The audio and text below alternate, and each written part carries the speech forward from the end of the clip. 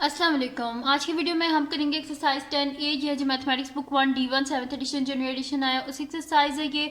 और इसका हम करेंगे जो क्वेश्चन नंबर 12 करेंगे। इसे जो पिछले क्वेश्चन से पहले सॉल्व करवा चुकी हूँ उसका लिंक मैं डिस्क्रिप्शन में दे दूँगी, आप वहाँ से देख लीजिएगा। और अगर अभी तक आपने मेरा चैनल सब्सक्राइब नहीं किया तो उसको सब्सक्राइब कर दीजिए और बेल आइकन को लाजमी प्रेस कर दीजिएगा ताकि आपको न्यू आने वाली वीडियोज़ के बारे में पता चल सके। और जो मेरा सेकंड चैनल है उसका लिंक भी डिस्क्रिप्शन में, उसको भी सब्सक्राइब कर दीजिएगा। तो स्टार्ट करते हैं। हमारे पास है क्वेश्चन नंबर 12 है जिसमें लिखा हुआ है कि given that A O B and C O D are straight lines. ये वाले कह रहे हैं एक ए ओ बी और C O D are the straight lines, find the values unknown in each of the following figures. ये जो given figures हैं इसमें जो अननोन्स है उनको हमने फाइंड आउट करना है। जैसे कि ये जो फिगर है इसमें क्या अननोन है, एक तो ये ए अननोन है और एक ये बी अननोन है। तो ए को हम तो ईजिली फाइंड आउट कर सकते हैं। वो किस तरह फाइंड आउट कर सकते हैं कि ये दोनों हमारे पास स्ट्रेट लाइंस है ना, यानी कि सी ओ डी भी हमारे पास स्ट्रेट लाइन है। तो एडजेसेंट एंगल्स जो स्ट्रेट लाइन पे होते हैं वो किसके इक्वल होते हैं, उनका जो सम होता है वो किसके इक्वल होता है 180 डिग्री के इक्वल। तो यहीं से हम स्टार्ट करते हैं। मैं यहाँ पे लिख लेती हूँ सोल्यूशन और इसको हम फिर आगे स्टार्ट करते हैं। ठीक है जी। तो ये मेरे पास क्या हो जाएगा, इन दोनों एंगल्स का मैं सम कर लेती हूँ। 7A डिग्री प्लस 103 डिग्री, तो 7A degree plus 103 degree is equals to 180 degree, क्योंकि ये क्या है एडजेसेंट एंगल्स हैं और एडजेसेंट एंगल जो स्ट्रेट लाइन पे होते हैं वो किसके इक्वल होते हैं 180 डिग्री के। तो ये मैं रीजन भी यहाँ पे लिख देती हूँ कि adjacent angles on straight line. ठीक है, स्ट्रेट लाइन पे एडजेसेंट एंगल है, इस वजह से इनका जो सम है वो किसके इक्वल आया 180 डिग्री के। अब यहाँ पे हम क्या कर लेते हैं कि बोथ साइड से 103 को माइनस करेंगे, यहाँ से ख़त्म हो जाएगा और यहाँ पे माइनस आ जाएगा, यानी कि 7A degree is equals to 180 degree minus 103 degree. अब यहाँ से माइनस कर लेते हैं तो ये यहाँ पे कैरी आया तो ये 10 हो गया, 10 में से 3 गए 7 और पीछे ये भी 7 बच गए, तो 7 में से 0 गए तो 7 और 1 में से 1 गए तो 0 बचते हैं। और इस साइड पे 7A डिग्री।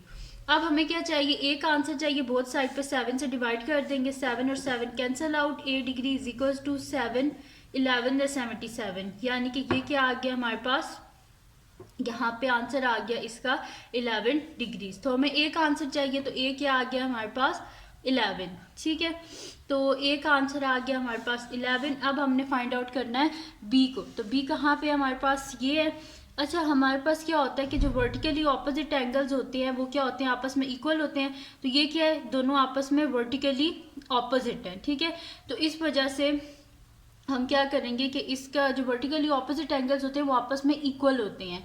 तो मैं यहाँ पे यही चीज़ लिख भी देती हूँ। अब यहाँ पे हम कर लेते हैं साइड पे इसका जो बी की वैल्यू को फाइंड आउट करना है। तो ये दोनों आपस में वर्टिकली ऑपोजिट है, इस वजह से ये इक्वल हैं। तो मैं यहाँ पे लिख देती हूँ कि 2B degree plus 13 degree is equals to 103 degree. और रीज़न क्या है, ये वर्टिकली ऑपोजिट एंगल्स हैं, इस वजह से ये जो है ना आपस में इक्वल है। अच्छा, अब यहाँ पे क्या कर लेते हैं कि बोथ साइड से 13 डिग्री को माइनस कर देते हैं, तो ये हो जाएगा 2B degree is equals to, both side से जब 13 को माइनस करेंगे यहाँ से 13 खत्म और इधर आके माइनस हो जाएगा, तो 103 डिग्री माइनस 13 डिग्री।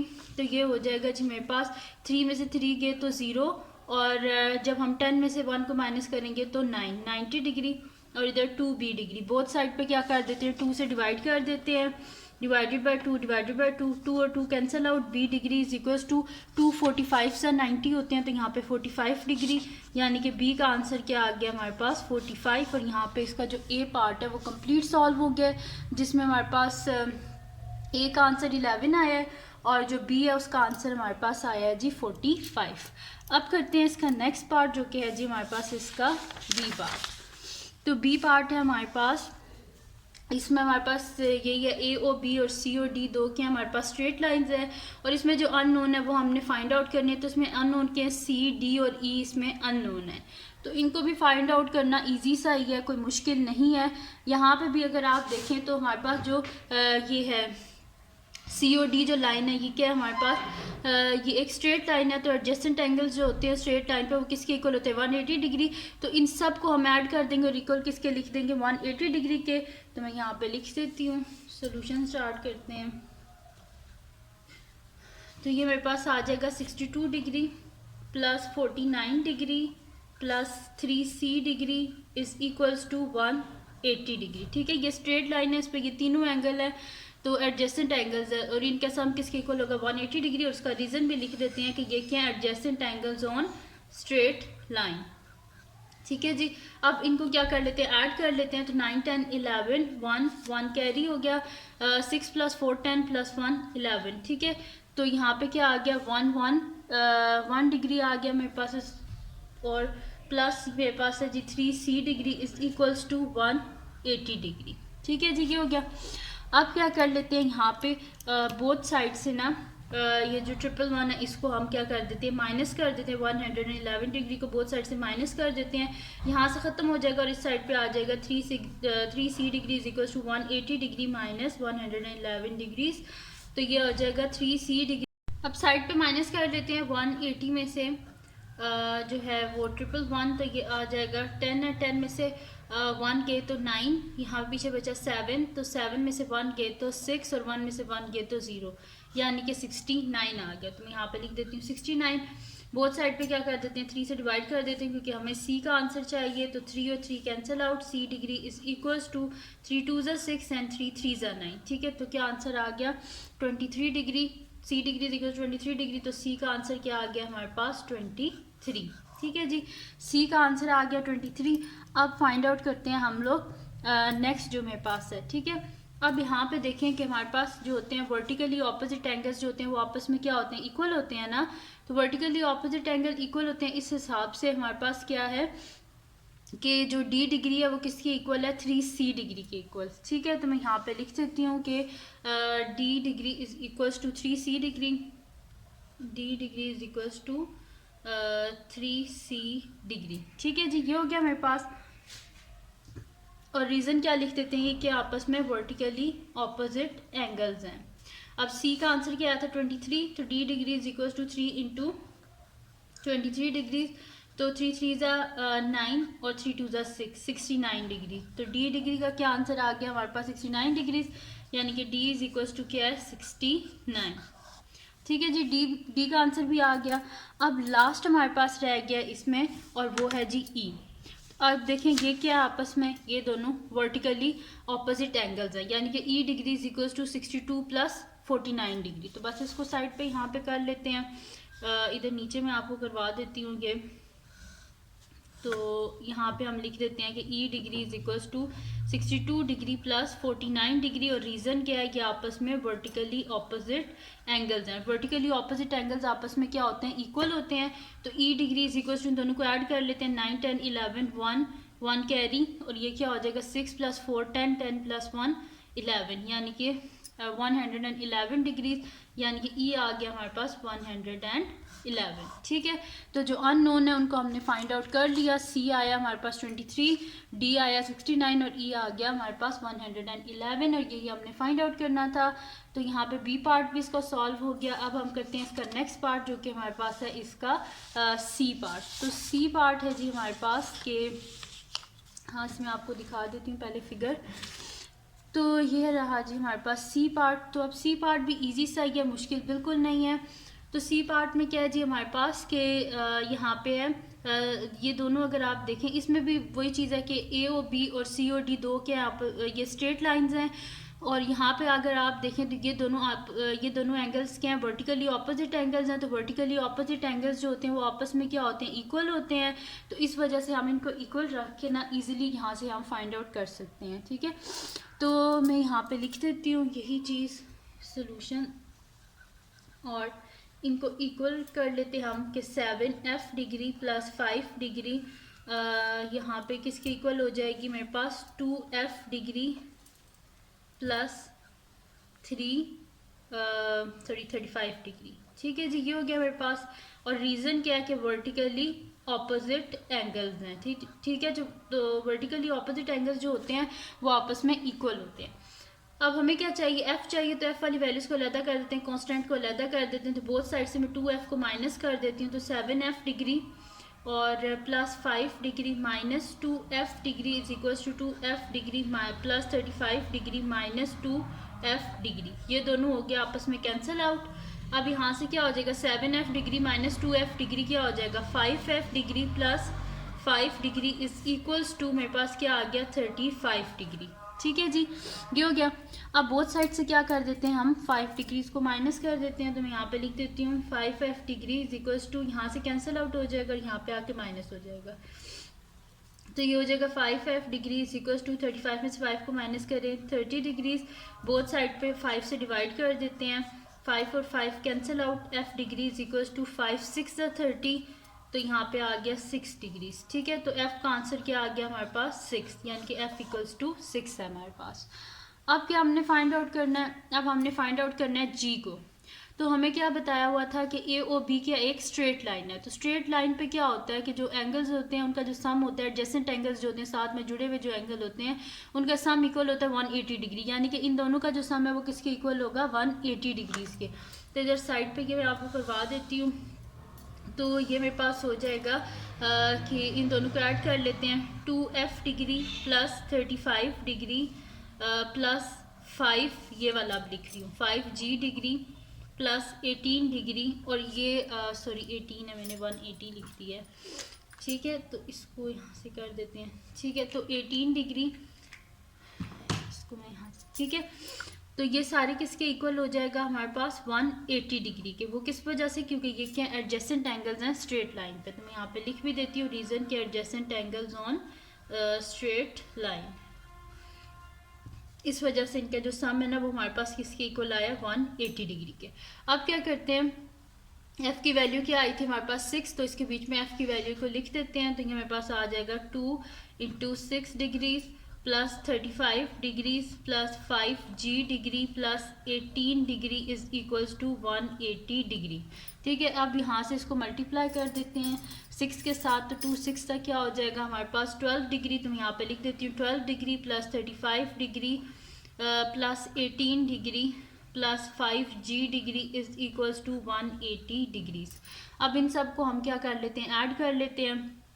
तो यहाँ पे साइड पे मैं लिख लेती हूँ ऐड करने के लिए इनको 12 35 18। ठीक है, तो 8 9 10 प्लस 5 15 5 1 कैरी, ये क्या हो जाएगा मेरे पास 3 4 5 6 65 डिग्रीज। ठीक है, तो मैं यहाँ पे लिख देती हूँ कि ये मेरे पास आ जाएगा 65 डिग्रीज। ठीक है, तो 65 degrees plus 5g degree is equals to 180 degrees. अब क्या कर लेते हैं, 5g degree is equals to 180 में से 65 को माइनस कर देते हैं, 180 डिग्री माइनस 65 डिग्री, तो 5g degree is equals to मेरे पास क्या आ जाएगा, यहाँ से इसको माइनस कर लेते हैं, ये हो जाएगा 10 10 में से 5 गए तो 5, 7 में से 6 गए तो 1, यानी कि मेरे पास आ गया 115 डिग्रीज। अब बोथ साइड पे हम 5 से डिवाइड कर देते हैं क्योंकि मुझे g का आंसर चाहिए। तो 5 से डिवाइड कर दिया और यहाँ पे भी 5 से डिवाइड कर दिया, 5 और 5 cancel out, g degree is equals to, तो 5 2 ज़ा 10 हो गया मेरे पास, और 5 3 ज़ा 15, तो यानी कि g डिग्री क्या आ गया मेरे पास 23 डिग्री, और g का आंसर क्या आ गया 23। ठीक है जी, तो यहाँ पे सॉल्व हो गया मेरे पास इसका जो सी पार्ट है वो भी सॉल्व हो गया, और उसके दोनों आंसर्स मेरे पास आ गए। एक आया f इज इक्वल 6 और g आया 23। ठीक है, इजी से ये क्वेश्चंस थे। अब करते हैं इसका लास्ट पार्ट जो है, और वो है जी हमारे पास इसका डी पार्ट। तो डी पार्ट को भी सॉल्व कर लेते हैं, सारे एक जैसे ही हैं, कोई मुश्किल नहीं है। तो इसको स्टार्ट करते हैं अब। तो इसमें भी हमने क्या करना है कि जो है मतलब कि अननोन जो है उन्हीं को हमने फाइंड आउट करना है। तो इसमें अननोन क्या है हमारे पास, एक तो h अननोन है हमारे पास, और एक इसमें हमारे पास j अननोन है और एक i अननोन है। ठीक है, तो इनको हमने क्या करना है, फाइंड आउट करना है। तो और इसमें भी यही है कि ए ओ बी और सी ओ डी दो क्या स्ट्रेट लाइंस है। तो स्टार्ट करते हैं। अब इसमें करना क्या है कि वही करते हैं कि जो हमारे पास होते हैं वर्टिकली ऑपोजिट एंगल्स होते हैं वो आपस में क्या होते हैं, इक्वल होते हैं। तो इस हिसाब से ये हमारे पास हो जाएगा कि 24 डिग्री, और ये जो मेरे पास है ना, ये जो ऐसे स्ट्रेट एंगल होते हैं ये होता है जी 90 डिग्री। मैं यहाँ पे लिख भी देती हूँ। ठीक है, तो 24 degree plus 90 degree plus h degree किसके इक्वल होगा, 104 डिग्री प्लस 32, क्योंकि ये दोनों के आपस में वर्टिकली ऑपोजिट एंगल्स हैं। तो यहाँ पे मैं लिख लेती हूँ सोल्यूशन, और इसको स्टार्ट करते हैं। और मैं लिख देती हूँ यहाँ पे कि 24 degree plus 90 degree plus h degree is equals to, इस साइड पे क्या 104 प्लस 32 डिग्री। ठीक है, और रीज़न क्या है कि ये आपस में वर्टिकली ऑपोजिट एंगल्स हैं, और वर्टिकली ऑपोजिट एंगल्स क्या होते हैं, आपस में इक्वल होते हैं। तो लिख भी देती हूँ मैं यहाँ पे कि वर्टिकली ऑपोजिट एंगल्स हैं ये। अब इनको हम ऐड कर लेते हैं। तो 90 में हम 24 को ऐड करते हैं तो ये क्या हो जाएगा, 4 + 0 4 हो जाएगा, 9 10 11 114 degree plus h degree is equals to, इन दोनों को भी ऐड कर लेते हैं, 3 4 + 2 6 हो जाएगा, 3 + 0 3 हो जाएगा, 136। अब बोथ साइड से 114 को माइनस कर देते हैं, तो 114 degree plus h degree minus 114 degree is equals to 136 degree minus 114 degrees. ये दोनों कैंसिल आउट हो गए। h डिग्री मेरे पास क्या आ जाएगा, यहाँ से माइनस कर लेते हैं अब इसको, तो ये मेरे पास हो जाएगा 6 में से 4 गए तो 2 हो जाएगा, और यहाँ से जब हम 13 में से 11 को माइनस करेंगे तो 2 हो गया, यानी कि h क्या आ गया 22 डिग्री। तो h का आंसर हमारे पास आ गया जी 22।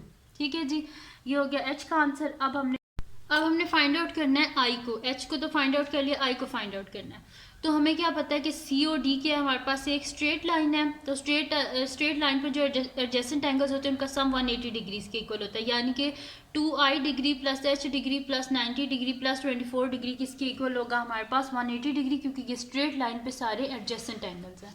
तो यही चीज़ मैं यहाँ पे लिख भी देती हूँ कि 24 degree plus 90 degree plus h degree plus 2i degree, ये मैंने COD लाइन जो है वो वाली ली है। ठीक है, इज इक्वल्स टू क्या मेरे पास आ जाएगा 180 डिग्री, और रीज़न क्या है, ये सारे क्या एडजेसेंट एंगल्स हैं ऑन स्ट्रेट लाइन। ठीक है, स्ट्रेट लाइन पे सारे एडजेसेंट एंगल्स हैं। अब क्या कर लेते हैं, इनको हम ऐड कर लेते हैं जो ऐड हो रहे हैं, और दूसरा h की वैल्यू यहाँ पे लिख लेते हैं जो कि हमारे पास क्या है 22 है। तो 24 degree plus 90 degree plus 22 degree plus 2i degree is equals to 180 degree. ठीक है जी, अब इनको हम ऐड कर लेते हैं। तो यहाँ पे मैं ऐड कर लेती हूँ इन सबको, 24 90 22। ठीक है, 4 5 6 हो गया मेरे पास, 9 10 11 12 13। ठीक है, 136 डिग्रीज। तो मैं यहाँ पे लिख देती हूँ 136 degrees plus 2i degree is equals to 180 degree. अब क्या कर लेते हैं, बोथ साइड से 136 को हम माइनस कर लेते हैं, तो ये मेरे पास हो जाएगा कि 2i degree is equals to 180 degree minus 136 degrees. तो 10 में से 6 गए तो पीछे कितने बचते हैं जी 4, ये 7 हो गया।